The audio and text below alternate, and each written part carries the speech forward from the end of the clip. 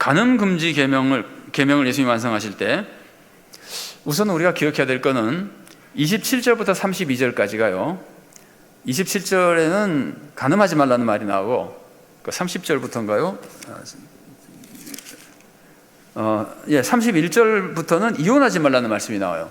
그런데 간음하지 말라, 이혼하지 말라는 말씀이 두 계명인지 아니면 이것이 한 계명인지를 생각하려면은 뭐 여러 가지로 사람마다 다른 의견이 있을 수 있지만 27절에 간음이란 말이 제일 앞에 나오고 32절 제일 뒤에 간음이라는 말이 나와요. 그러면 제가 아까 그런 말씀 드렸었죠. 수미 상관법이라 그래가지고 상관법 뭐 이래가지고 그 인클루지오라 그래가지고 그 문단은 간음이란 말로 묶어놓은 거예요. 그러니까 그 문단은 전부 간음에 대한 계명이에요. 그래서 이혼 금지도 간음 때문에 이혼하지 말라는 거예요. 그래서 이제 그리고 주제가 간음이에요. 인클루지오라는 것을 통해서 그렇게 가르쳐 주는 겁니다. 그러면 이제 간음 금지 계명을 완성하는 모습을 보면은 우리가 쉽게 알 수 있죠. 첫 번째 뭘 강조할까요? 한번 대답해 봐 주실래요? 제일 처음에 뭘 강조할까요? 마음을 강조하죠. 그런데 실제로 그러잖아요. 간음 금지 계명을 볼 때 예수님이 그렇죠. 너희는 간음하지 말라고 그랬지만 나는 너희에게 이르노니, 이전 개역 성경에는 여인을 보고 음욕을 품는 자마다 간음했다 그랬는데 이번 성경에는 음욕을 품고 여인을 보는 자마다 간음한다고 얘기하거든요. 그런데 이번 개역 성경이 헬라어에 더 잘 맞는 번역이라고 다들 생각합니다. 음욕을 품고 여인을 보는 사람은 간음한 것이다. 왜냐하면 음욕이라는 악한 마음을 가지고 여인을 보는 것이기 때문에 이제 그렇다는 것인데, 결국은 이거는 마음의 간음을 의미하는 겁니다. 실제 행동 하나도 하지 않았습니다. 그러나 음욕을 품고 여인을 보고 마음에 이제 간음을 하면은 안 된다는 겁니다. 그래서 간음 금지 규명을 예수님께서 계명을 완성시켜 주실 때도 마음의 문제로부터 시작합니다. 근데 굉장히 재미있는 것을 하나 발견할 수가 있어요. 예수님은 처음에는 마음을 다루고, 그러면 그 다음에는 뭘 다룰까요? 간음 중에서 제일 작은 간음을 다루겠죠, 그죠? 제일 작은 행동. 그 작은 행동이 뭐냐면요, 눈, 손 이런 것들입니다. 자, 보세요. 갑자기 예수님께서는 사실은 음욕을 품고 여인을 본다 그러면 음욕을 품은 거는 마음이죠. 보는 거는 뭐예요? 눈이잖아요. 그런데 예수님께서 갑자기, 부득이 저는 성경을 조금 보면서 말씀드리겠습니다. 갑자기 마음에 간음했다고 하고 나서 갑자기 눈이 너로 실족해 하든 빼버리라 그래요. 그 다음에 손이 너로 실족해 하든 찍어버리라 그래요. 그러면 이 눈과 손은 간음과 관계없이 눈으로 지은 죄, 손으로 지은 죄도 되는데, 이 문맥은 전부 지금 간음에 대해서 가르치는 거예요. 그러니까 눈으로 간음죄를 지으면 빼버리라는 뜻입니다. 손으로 간음죄를 지으면 빼버리라는 뜻입니다. 그래서 제가 좀 재밌다고 말씀드린 것이 마태복음 18장 8절과 9절에도 비슷한 말씀이 나오는데, 자, 18장 8절 9절 나왔으니까 제가 읽어드리겠습니다. 만일 내 손이나 내 발이 너를 범죄하게 하거든 찍어내버리라. 장애인이나 다리 저는 자로 영생에 들어가는 것이 두 손과 두 발을 가지고 영원한 불에 던져지는 것보다 나으니라. 만일 내 눈이 너를 범죄하거든 떼어내버리라. 한 눈으로 영생에 들어가는 것이 두 눈을 가지고 지옥불에 던져지는 것보다 나으니라. 이거는 정말 손, 발, 눈 다 어떤 거라도 죄를 지으면은 찍어내버리라. 뭐 실제로 찍어낸다고 죄를 안 짓는 건 아닙니다. 그 죄를 완전히 버리라는 뜻으로 이제 말씀하시는 겁니다. 과감하게. 그런데 재밌는 거는 마태복음에는 눈, 손 이렇게 나와요. 이제 산상설교에는. 근데 18장에는 손, 발, 눈 나와요. 손이나 발이 범하면 찍어버리라고, 눈이 죄를 범하면 빼버리라 그래요. 그러니까 여기는 손, 발, 눈이 나오는데 여기서는 눈, 손이 나왔잖아요. 여기에 차이가 좀 기억이 되십니까? 사람이 우리가 잘은 알 수 없으나 일반적인 경향을 볼 때 발로 간음하는 건 별로 없습니다. 지금 우리 사회법에서도 성희롱죄를 발로 성희롱하는 거는 거의 없을 겁니다. 그렇죠? 그래서 예수님이 간음죄에 가까운, 지금 우리로 치면 성희롱과 비슷한 그런 조금이라도 간음과 관련된 행위를 하지 말라 그럴 때 발은 별로 해당이 안 되기 때문에 빼버리고 눈, 손만 얘기한 거예요. 음욕을 품는 얘기를 먼저 했고 눈으로 보는 걸 얘기했기 때문에 눈 얘기를 먼저 하시고 그 다음에 손 얘기를 하시는 겁니다. 왜냐하면 손으로도 악한 간음 행위를 하기가 굉장히 쉽기 때문입니다. 지금 우리 사회에서 성희롱을 얘기할 때 아마 제일 많이 나오는 것은 말일 거예요. 저 잘은 모르지만은 통계는 안 봤는데 손으로 성희롱하는 경우는 굉장히 많죠. 수없이 많죠. 그러면 이게 지금 이전에는 그런 거 없었어요. 우리가 나이 드신 분들은 다 아시지만 뭐 몇십 년 전만 해도 손으로 웬만큼 치고 이러는 거에 대해서는 사람들이 별로 신경 안 썼어요. 근데 지금은 민감하게 신경 쓰죠. 그런데 예수님은 2000년 전에 이미 다 가르쳐 주신 거예요. 이거를. 그것도 눈의 가늠까지 가르쳐 주신 거예요. 여러분, 우리나라 성희롱 얘기가 나올 때 처음에 이런 거 있었던 건 아시죠? 눈으로도 성희롱 한다고 했었어요, 처음에는. 그래서 그때 아마 제가 기억하기에, 저 이제 신문 그 정도로 보고 알고 있는 정도로 말씀드리면, 음탕한 눈으로 여인을 사람을 보면은 그거는 성희롱이다라 그랬었어요. 그런데 이게 문제는 음탕한 눈으로 봤는지 누굴 봤는지, 이게 눈으로 본 거 하나만 가지고는 성희롱이라는 증거를 찾기가 너무나 어려워요. 그래서 이제 하지 않는 것으로, 저는 그 과정을 그렇게 이해하고 있습니다. 오래전에 그 성희롱이라는 얘기가 정해질 때. 그런데 예수님께서는 마음의 문제부터, 세상 법이 다루지 못하는 겁니다. 예수님이 마음의 문제를 다루는 것은 세상은 모르는 것을 하는 거거든요. 그래서 심판자는 하나님이라는 걸 강조하고 있는 겁니다. 심판자는 하나님인데 하나님 마음부터 보신다. 그래서 눈으로 가늠하는 거는, 지금 눈으로 가늠하는 게 어떤 게 있을까요? 지금 눈으로 가늠하는 거에 요즘 대표적인 것은요, 음란물 보는 겁니다. 뭐 요즘 우리가 야동 뭐 이런 말씀도 하고, 이전에는 뭐 음란 테이프 뭐 이런 것들이 있었거든요. 음란 서적, 이런 것들이 다 눈으로 가늠하는 겁니다. 예수님이 가르쳐 주시는 것을 우리 삶에 적용하자면 그렇습니다. 손으로 가늠하는 것은요, 잠언에도 나옵니다. 제가 잠언에 나오는 말씀 한번 읽어드리겠습니다. 6장 29절 말씀입니다. 남의 아내와 통관하는 자도 이와 같을 것이라. 그를 만지는 자마다 벌을 면하지 못하리라. 손으로 남의 아내를 함부로 만져도 이게 가늠 행위가 될 수 있다는 거예요. 잠언에서도 가르쳤는데 예수님은 이것을 산상수훈에서 완성시키면서, 처음에는 마음의 문제, 그 다음에 작은 가늠을 얘기할 때 눈의 문제, 손의 문제, 이런 것들을 다 가르쳐 주시면서 우리가 뭐랄까, 정말 정결하게 살도록, 음란하지 않은 삶을 살도록 우리들에게 가르쳐 주는 겁니다. 근데 이거는 이제 그 간음이라고 하는 거는 원래 불법적인 성관계나 성폭행을 의미하는데, 이걸 좀 더 풀어서 설명해 보면은 성적으로 인격을 모독하는 겁니다.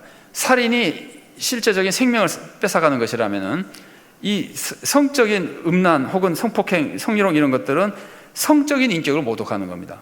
사람을 수치감을 느끼게 만들고 이러는 것이 지금 다 성희롱에 해당되잖아요. 그래서 이것을 예수님께서 가르쳐 주시는 겁니다. 그래서 마음, 그 다음에 약한 간음을 예수님께서 다 하지 말라고 자세히 가르쳐 주시고, 그 다음에는 예수님이 가르쳐 주신 것은 사회법은 허용하는 간음도 나는 안 된다는 거예요. 그러니까 하나님의 법은 사회법보다 훨씬 더 수준이 높기 때문에, 윤리적으로. 그래서 예수님이 가르쳐 준 것이 이혼 후에 다른 사람과 결혼하면 안 된다는 거예요. 물론 이혼도 하지 말라는 말씀을 하시지만, 간음을 금하기 위해서 이제 이런 걸 가르쳐 주시는 겁니다. 이 이혼과 관련된 얘기 같은 거는요, 우리 사회에 이전에는 이것이 굉장히 별로 어렵지 않게 얘기할 수 있는 사회였었는데, 지금은 이혼하신 분들이 굉장히 많고, 우리가 그분들 사정을 다 모르고 그러면서 무조건 이혼한 사람 나쁘다고 말하는 것도 교만입니다. 우리가 할 수 있는 말이 아닙니다. 다만 성경이 가르치는 원리만 생각하는 것이니까, 우리가 예수님의 가르침을 그렇게 잘 이해하시고 우리가 함께 잘 생각했으면 좋겠습니다. 여기에 대해서 누구도 우리가 함부로 비판하지 말고, 누구도 마음에 상처받지 않고, 오직 예수님의 뜻을 우리가 찾자, 이 마음으로 말씀을 생각해 보시면 좋겠습니다. 원래는 이혼 후에 다른 사람과 결혼하면 합법입니다. 사회적으로 합법입니다. 이혼할 때 이혼 증서 써주고, 그 다음에 다른 여자와 결혼하면 이건 합법이에요. 유대 사회에서도 합법이고 지금 우리나라 사회에서도 합법이에요. 그런데 하나님이 말씀하시는 겁니다. 내 앞에서는 아니다, 그거예요. 나는 인정하지 않는 것이다, 그거예요. 하나님은 마음을 보시고, 하나님이 보시는 결혼 제도라고 하는 것은 니네들이 사회에서 이혼했다고 해서 결혼 관계가 끝난 것이 아니라는 거예요. 그러면서 하나님은 그걸 하나님 앞에 간음이라 그러시면서, 하나님이 간음 금지 계명에 예수님이 완성시키면서 사회에서 인정하는 것도 하나님은 더 엄격하게 보신다고 우리들이 알려주시는 겁니다. 그래서 마태복음 19장 9절 말씀을 제가 읽어드리겠습니다. 내가 너에게 말하노니 누구든지 음행한 이유 외에 아내를 버리고 다른 데 장가드는 자는 간음함이니라. 그러니까 하나님이 인정하시는 이혼이 아니라면, 그건 함부로 그거 가지고는 그걸 됐다고 생각하고 다시 결혼하면은 그것은 간음이 된다고 예수님이 가르쳐 주시는 거예요. 굉장히 산상설교는 과격하고 어려운 말씀입니다. 계속해서 좀 더 보겠습니다. 그리고 산상설교는요, 아까 내가 살인하면 안 되지만 다른 사람도 살인하지 않게 만들어야 되죠. 그럼 뻔하잖아요. 간음 개종도 다른 사람이 간음하지 않게 만들어야 될 거 아니에요. 그래서 예수님께서 그렇게 말씀하시는 겁니다. 이혼하면 안 되는 이유를 예수님이 어떻게 말씀하시냐면은 마태복음 5장 32절 상반절 말씀을 제가 읽어드리겠습니다. 나는 너에게 이르노니 누구든지 음행한 이유 없이 아내를 버리면 이는 그로 간음하게 하며.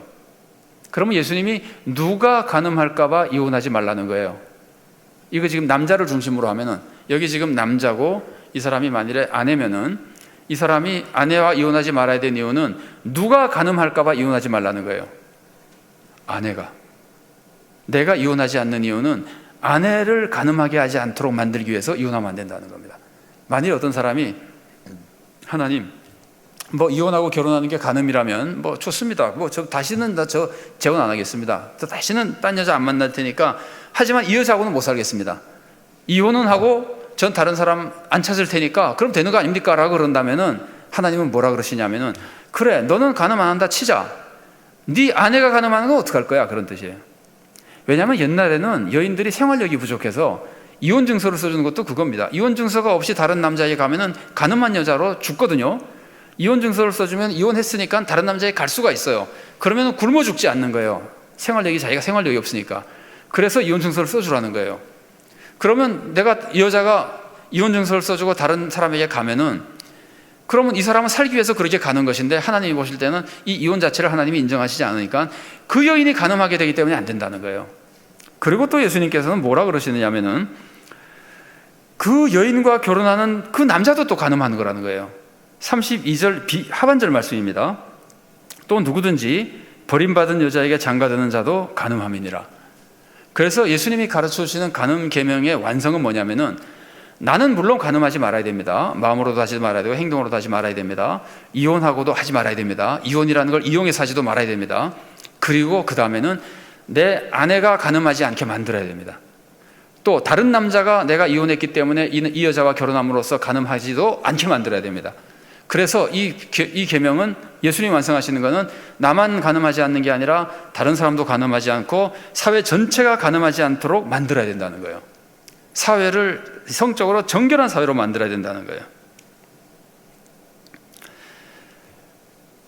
그러면 다른 사람의 간음을 막으려면은, 여러분 아까 내가 간음하는 것 중에 눈으로 하는 간음이 있었죠. 마음으로 하는 간음이 있었죠. 그죠? 그러면 다른 사람이 나 때문에 간음하지 않게 만들려면 다른 사람이 나를 보고 음욕을 품으면 되는 겁니까? 안 되는 겁니까? 안 되는 거죠. 내가 다른 사람이 음욕을 품도록 유혹하면 안 되죠. 그러니까 나는 간음을 안 해도 내 의상이나 내 몸짓이나 이런 것을 보고 다른 사람이 음욕을 품게 만들면은 나는 다른 사람을 간음하게 만드는 거예요. 사회를 음란하게 만드는 거예요. 그래서 요즘 사람들이 제일 좋아하는 단어 중에 하나가 섹시하게 보이는 거라고 그래요. 굉장히 쉽게 말해요. 이전하고 좀 달라져서 개방적이라고 그런지 모르겠습니다. 이렇게 해야 섹시하게 보이잖아요. 그러니까 섹시하게 보인다고 하는 것이 아름답게 보인다는 것이 아마 혼동해서 쓰는데, 엄격하게 예수님이 하시는 말씀대로 하자면은 섹시하게 보이려고 하지 말라는 거예요. 섹시하게 보이려고 한다는 것 자체가 사회를 간음 사회로 만들어 간다는 거예요. 여러분, 예수님 말씀이 아니라도 한번 생각해 보십시오.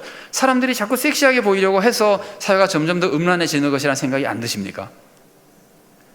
그래서 이거는 우리의 간음 규정의 완성은 모든 사람을 성적으로 존중해주고 모든 사람이 성적으로 음란해지지 않는 사회를 만들기 위해서 최선을 다하는 사람이 되어야 되는 겁니다.